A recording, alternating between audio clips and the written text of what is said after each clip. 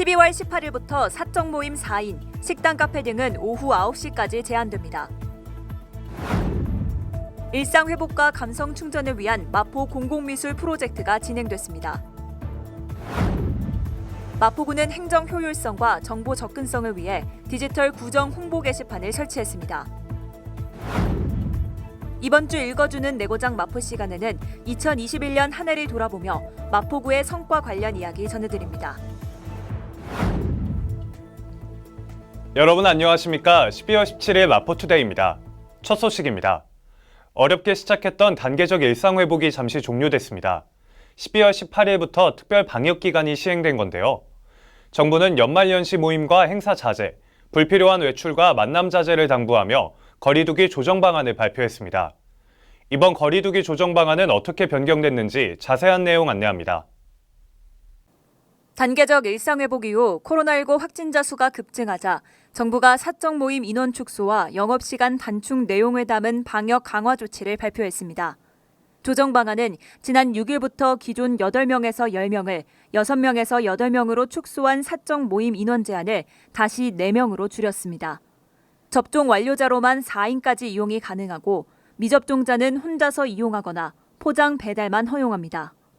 특히 식당, 카페를 비롯해 다중이용시설 영업시간도 오후 9시까지로 당겨졌으나 영화관, 공연장, PC방 등은 밤 10시까지로 제한하고 청소년 입시학원 등은 예외입니다. 이번 거리두기 조정 방안은 12월 18일부터 특별 방역기간 종료일인 내년 1월 2일까지 16일간 적용됩니다. 홍대 걷고 싶은 거리에 펼쳐지는 공공미술 프로젝트. 이번에는 공모 예술의자 전시로 일상회복과 감성 충전을 도모했습니다. 플라스틱, 변한다는 것, 협업 등 다양한 주제로 만들어진 의자가 전시됐는데요. 앞으로도 마포 공공미술에 많은 관심 부탁드립니다.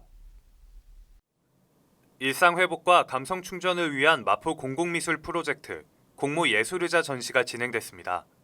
홍대 걷고 싶은 거리 만남의 광장 일대에서 공공미술 작품 공모를 통해 3일간 전시했습니다. 마포 지역에서 활동하는 예술가들에게 위로와 응원을 전달하고 지역민 모두에게 문화 향유의 기회를 마련했습니다. 공모작은 꽃길, 균형, 협업 등 다양한 주제를 자신만의 개성으로 표현한 작품들로 구성됐습니다. 예술문화의 도시 마포에서 시도하는 마포 지역화합 공공미술에 앞으로도 많은 관심 부탁드립니다. 정보 접근성과 효율적인 행정 처리를 위해 마포구청 앞 게시판이 디지털 구정 홍보 게시판으로 바뀌었습니다. 2021년 주민참여예산 사업으로 설치된 게시판인데요. 각종 공고문이나 홍보 포스터를 디지털로 표출하며 행정 효율성 및 정보 접근성이 높아질 것으로 전망하고 있습니다. 마포구청은 구민들의 알 권리를 증대하기 위해 디지털 구정 홍보 게시판을 설치했습니다. 디지털 홍보 게시판 도입으로 각종 공고문 혹은 홍보 포스터를 디지털로 표출해 행정 효율성 및 정보 접근성을 제고하고자 했습니다. 본 사업은 2021년 마포구 주민참여 예산 사업으로 진행됐습니다.